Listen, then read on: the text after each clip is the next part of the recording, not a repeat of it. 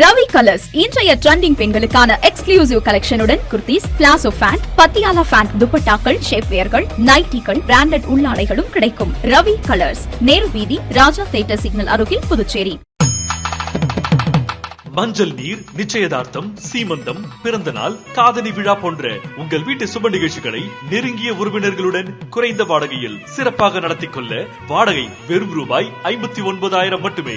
இடம் வேல் சொக்கநாதன் திருமண நிலையம், வள்ளலார் சாலை, காமராஜ் நகர், புதுச்சேரி. தொடர்புக்கு 99406669 மற்றும் 9843048585. வணக்கம். முக்கிய செய்திகள். ஏப்ரல் 9ஆம் தேதி நடைபெறும் புதுச்சேரி சட்டமன்ற தேர்தல். மார்ச் 18ஆம் தேதி அமாவாசை தினத்தன்று உற்சாகத்துடன் மனு தாக்கல் செய்த வேட்பாளர்கள். தேர்தல் ஆணையத்தின் வழிமுறைகளை அனைத்து வங்கிகளும் பின்பற்ற வேண்டும். தேர்தல் அதிகாரி குலோத்துங்கன் அறிவுறுத்தல். மே 4ஆம் தேதி புதுச்சேரி சட்டமன்ற தேர்தலுக்கான வாக்கு எண்ணிக்கை. 3 இடங்களில் மையங்கள் தயார்படுத்தும் பணிகள் தீவிரம். தமிழகம் புதுச்சேரிக்கு ஏப்ரல் 23ஆம் தேதி தேர்தல் நடத்த வலியுறுத்தல். இந்திய தலைமை தேர்தல் ஆணையருக்கு புதுச்சேரி திராவிட முன்னேற்றக் கழகம் கடிதம். நம்ம பாண்டிச்சேரிக்கு ரிலையன்ஸ் ஃபேஷன் வேர்ல்ட் வந்தாச்சு. குவாலிட்டியான பிராண்டட் ஆடைகள் கம்மியான விலையில. எங்க தெரியுமா? அண்ணா சாலை ரத்னா தியேட்டர் பக்கத்துல இருக்க நம்ம ரிலையன்ஸ் ஃபேஷன் வேர்ல்ட் தான். இங்க கலெக்ஷன்ஸ் எல்லாமே ட்ரெண்டுக்கு ஏத்த மாதிரி இருக்கு. 1999 ரூபாய்க்கு மேல பர்ச்சேஸ் பண்ற அனைவருக்கும் Cello brand kettle, John Players duffel bag மற்றும் அமெரிக்கன் டூரிஸ்டர் ட்ராலி பேக் போன்ற பரிசுகளும் இருக்கு. பிராண்டட் ஆடைகள் வாங்க Anna Salai Reliance Fashion World வாங்க. Reliance Fashion World, Anna Salai Ratna theatre அருகில், புதுச்சேரி. இனி விரிவான செய்திகள். புதுச்சேரி முதலியார்பேட்டை தொகுதி திராவிட முன்னேற்றக் கழகம் சார்பில் சம்பத் மனு தாக்கல் செய்தார். புதுச்சேரி சட்டசபை தேர்தலுக்கான வேட்பு மனு தாக்கல் மார்ச் 16ஆம் தேதி தொடங்கியது. 30 தொகுதிகளுக்காக 17 இடங்களில் வேட்பு மனுக்கள் பெறப்படுகின்றன. இந்நிலையில் புதுச்சேரியில் திராவிட முன்னேற்றக் கழகம், காங்கிரஸ் கட்சிகள் இரண்டும் அதிக இடங்களில் போட்டியிட வேண்டுமென்று, கூட்டணிக்கு யார் தலைமை தாங்க வேண்டுமென்றும் போட்டி ஏற்பட்டுள்ளதால் 2 கட்சிகளும் தலைமையுடன் தொடர் பேச்சுவார்த்தையில் ஈடுபட்டு வருகின்றனர். பேச்சுவார்த்தை முடிவு பெறாத நிலையில் 30 தொகுதிகளுக்கும் மனு தாக்கல் செய்ய திட்டமிடப்பட்டுள்ளது. இந்நிலையில் முதலியார்பேட்டை தொகுதிக்காக பழைய மாவட்ட ஆட்சியர் அலுவலகத்தில் உள்ள துணை ஆட்சியர் அலுவலகத்தில் திராவிட முன்னேற்றக் கழகம் சார்பில் சம்பத் மனு தாக்கல் செய்தார். புதுச்சேரியில் அமாவாசை தினமான 18ஆம் தேதி புதன்கிழமை உற்சாகத்துடன் வேட்பாளர்கள் மனு தாக்கல் செய்து வருகின்றனர். மேலும் தேர்தல் நடத்தை விதிகள் அமலில் உள்ளதால் அசம்பாவிதங்களை தடுக்க அந்தந்த மையங்களிலும் பலத்த போலீஸ் பாதுகாப்பு போடப்பட்டுள்ளது குறிப்பிடத்தக்கது. புதுச்சேரியில் செயல்பட்டு வரும் அனைத்து வங்கி மேலாளர்களுடனான ஆலோசனைக் கூட்டத்தில் மாவட்ட தேர்தல் அதிகாரி குலோத்துங்கன் பல்வேறு அறிவுறுத்தல்களை வழங்கினார். புதுச்சேரியில் செயல்பட்டு வரும் அனைத்து வங்கிகளின் மேலாளர்கள் மற்றும் தொடர்புடைய அதிகாரிகள் ஆலோசனைக் கூட்டம் மாவட்ட ஆட்சியர் அலுவலகத்தில் நடைபெற்றது. கூட்டத்திற்கு தேர்தல் அதிகாரியும் மாவட்ட ஆட்சியருமான குலோத்துங்கன் தலைமை தாங்கினார். கூட்டத்தில் முதுநிலை காவல் கண்காணிப்பாளர் கலைவாணன் மற்றும் தேர்தல் துறை அதிகாரிகள் பலர் கலந்து கொண்டனர். இதில் வங்கிகள் தேர்தல் காலத்தில் பின்பற்ற வேண்டிய நடைமுறைகள் குறித்து விரிவாக ஆலோசனை வழங்கப்பட்டது. கூட்டத்தில் பேசிய மாவட்ட ஆட்சியர் குலோத்துங்கன், தேர்தல் நன்னடத்தை விதிகள் அமலில் உள்ள காலகட்டத்தில் வங்கிகள் இந்திய தேர்தல் ஆணையம் வெளியிட்டுள்ள அனைத்து அறிவுறுத்தல்களையும் சட்ட விதிமுறைகளையும் முழுமையாக கடைபிடிக்க வேண்டும் என்றார். குறிப்பாக மிகப்பெரிய பண பரிவர்த்தனைகள், சந்தேகத்திற்கிடமான ரொக்கப்பணம் எடுத்தல் மற்றும் வைப்பு தொகை தொடர்பாக உரிய கண்காணிப்பு மேற்கொள்ளப்பட வேண்டும் என்று கூறினார். தேவையான தகவல்கள் உடனுக்குடன் சம்பந்தப்பட்ட தேர்தல் அதிகாரிகள் மற்றும் கண்காணிப்பு அமைப்புகளுக்கு தெரிவிக்கப்பட வேண்டும் என்றும் அவர் அறிவுறுத்தினார். தேர்தல் காலத்தில் வங்கிகள் வெளிப்படைத்தன்மை, நடுநிலைத்தன்மை மற்றும் சட்டப்பூர்வ பொறுப்புணர்வுடன் செயல்பட வேண்டும் என்றும், இந்திய தேர்தல் ஆணையத்தின் வழிமுறைகளுக்கு முரணான எந்த நடவடிக்கையிலும் ஈடுபடக்கூடாதென்றும் அவர் அறிவுறுத்தினார். புதுச்சேரியில் ஏப்ரல் 9ஆம் தேதி வாக்குப்பதிவு நடைபெறும் நிலையில் வாக்கு எண்ணிக்கை 3 இடங்களில் மே 4ஆம் தேதி நடைபெறும் என தெரிவிக்கப்பட்டுள்ளது. புதுச்சேரி மாநிலத்தில் ஏப்ரல் 9ஆம் தேதி சட்டசபை தேர்தல் நடைபெறவுள்ளது. வாக்கு எண்ணிக்கை மே 4ஆம் தேதி நடைபெறவுள்ள நிலையில் புதுச்சேரி பிராந்தியத்தில் உள்ள 23 தொகுதிகளுக்கான வாக்கு எண்ணிக்கை மையங்கள் லாஸ்பேட்டை பகுதியில் உள்ள அரசு மகளிர் பொறியியல் கல்லூரி, மோத்திலால் நேரு அரசு பாலிடெக்னிக், தாகூர் கலை மற்றும் அறிவியல் கல்லூரி ஆகிய 3 இடங்களில் நடைபெறவுள்ளது. அதேபோல காரைக்காலில் உள்ள 5 தொகுதிகளுக்கு ஒரு மையமும், மாகி மற்றும் ஏனாம் பகுதிகளில் தலா ஒரு மையமும் அமைக்கப்பட உள்ளன. அடுத்த மாதம் 9ஆம் தேதி வாக்குப்பதிவு முடிவு பெற்றவுடன் இந்த மையங்களில் மின்னணு வாக்குப்பதிவு இயந்திரங்கள் வைக்கப்பட்டு சீல் வைக்கப்படும் நிலையில் அங்கு 3 அடுக்கு பாதுகாப்பு போடப்பட உள்ளது குறிப்பிடத்தக்கது. தமிழகம் மற்றும் புதுச்சேரிக்கு ஏப்ரல் 23ஆம் தேதியே தேர்தலை நடத்த வேண்டுமென்று இந்திய தலைமை தேர்தல் ஆணையருக்கு சட்டமன்ற எதிர்க்கட்சித் தலைவர் சிவா கடிதம் அனுப்பியுள்ளார். புதுச்சேரி மாநில திராவிட முன்னேற்றக் கழக அமைப்பாளரும் சட்டமன்ற எதிர்க்கட்சித் தலைவருமான சிவா இந்திய தலைமை தேர்தல் ஆணையருக்கு கடிதம் எழுதியுள்ளார். அதில் புதுச்சேரி சட்டசபை தேர்தலுக்கான வாக்குப்பதிவு தேதியானது தமிழகத்துடன் அல்லாமல் கேரளா மற்றும் அசாமுடன் சேர்த்து ஏப்ரல் 9ஆம் தேதி நடத்தப்படுவதாக குறிப்பிட்டுள்ளார். தமிழகம் மற்றும் புதுச்சேரியில் பொதுத் தேர்தல்கள் பெரும்பாலும் ஒரே நாளில் நடத்தப்பட்டு வந்துள்ளதாகவும் இந்த அணுகுமுறையிலிருந்து விலகுவதற்கான காரணங்களை தெளிவுபடுத்த வேண்டும் என்று அவர் கூறியுள்ளார். சட்டசபைக்கான பதவிக்காலம் வருகிற ஜூன் மாதம் 15ஆம் தேதி வரை உள்ளது என்றும் தேர்தலை முன்கூட்டியே நடத்துவதில் உள்ள அவசரம் குறித்தும் தெளிவுபடுத்த வேண்டும் என்று அவர் கூறியுள்ளார்.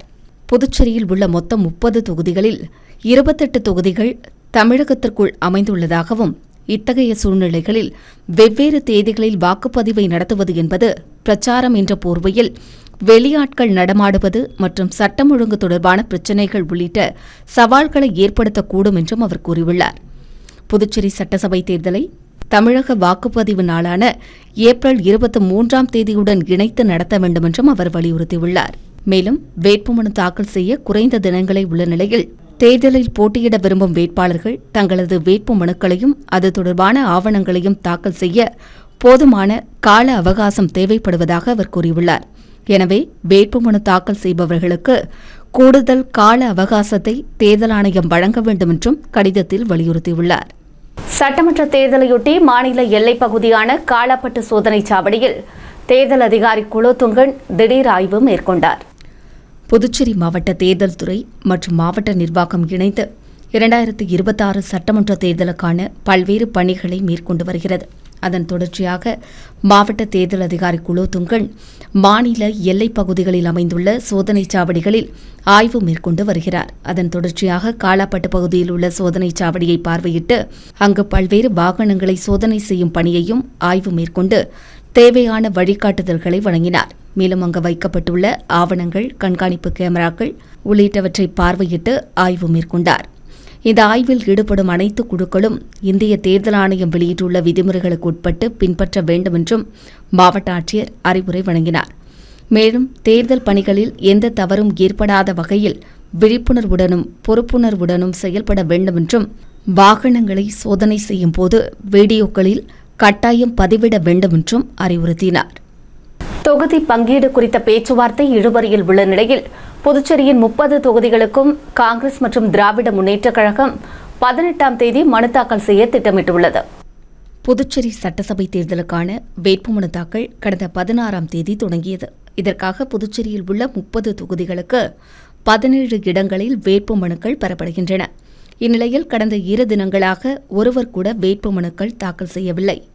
இந்த நிலையில் காங்கிரஸ் திராவிட முன்னேற்றக் கழக கூட்டணியில் தொகுதி பங்கீடு உறுதியாகாத நிலையில் பேச்சுவார்த்தையில் இழுபறி நீடித்து வருகிறது. இதற்கிடையே 18ஆம் தேதி புதன்கிழமை அமாவாசை தினம் என்பதால் வேட்புமனு தாக்கல் செய்ய சிறந்த நாளாக கருதி காங்கிரஸ் மற்றும் திராவிட முன்னேற்றக் கழகத்தினர் 30 தொகுதிகளிலும் வேட்பாளர்களை வேட்புமனு தாக்கல் செய்ய கட்சி தலைமை உத்தரவிட்டிருப்பதாக தெரிவித்துள்ளனர். பேச்சுவார்த்தைக்கு பிறகு தொகுதிகளை விட்டுக் கொடுக்கும் பட்சத்தில் அவரவர் வாபஸ் செய்ய வேண்டும் என்றும் முடிவு செய்யப்பட்டுள்ளதாக கூறப்படுகிறது. புதுச்சேரியில் திராவிட முன்னேற்றக் கழகம் காங்கிரஸ் கூட்டணி அமைய வேண்டும் என்பது இரு கட்சிகளின் விருப்பமாக இருக்கும் நிலையில் அதிக இடங்களில் போட்டியிட வேண்டும், கூட்டணிக்கு தலைமை தாங்க வேண்டும் என இரு கட்சிகளும் நினைப்பதால் தொகுதி பங்கீடு முடிவடையவில்லை. இரு கட்சிகளும் தலைமையுடன் தொடர்ந்து பேச்சுவார்த்தை நடைபெற்று வரும் நிலையில் வேட்புமனு தாக்கல் செய்ய குறைந்த காலமே இருப்பதால் 2 கட்சிகளும் புதன்கிழமை 30 தொகுதிகளுக்கும் வேட்புமனு தாக்கல் செய்ய திட்டமிட்டுள்ளது. பேச்சுவார்த்தையில் உடன்பாடு ஏற்படாத பட்சத்தில் 2 கட்சிகளும் தனித்து போட்டியிடலாம் எனவும் தகவல் வெளியாகியுள்ளது. புதுச்சேரியில் அமைக்கப்பட்டுள்ள 918 வாக்குச்சாவடிகளில் பல்வேறு காரணங்களுக்காக 18 வாக்குச்சாவடிகள் இடமாற்றம் செய்யப்பட்டுள்ளதாக தேர்தல் அதிகாரி குலோத்துங்கன் தெரிவித்துள்ளார். இதுகுறித்து புதுச்சேரி மாநில தேர்தல் அதிகாரி குலோத்துங்கன் வெளியிட்டுள்ள செய்திக்குறிப்பில், புதுச்சேரி மாவட்டத்தில் உள்ள வாக்குச்சாவடிகள் வாக்காளர்களின் எண்ணிக்கையை கணக்கில் கொண்டு இடமாற்றம், புதிய வாக்குச்சாவடி உருவாக்குதல் மற்றும் பெயர் மாற்றம் செய்யப்பட்டுள்ளதாக தெரிவித்துள்ளார். அவ்வாறு மாற்றம் செய்யப்பட்ட வாக்குச்சாவடிகள் குறித்த விவரங்கள் வாக்காளர்களின் தகவலுக்காக வெளியிடப்பட்டுள்ளதாகவும் அவர் தெரிவித்துள்ளார்.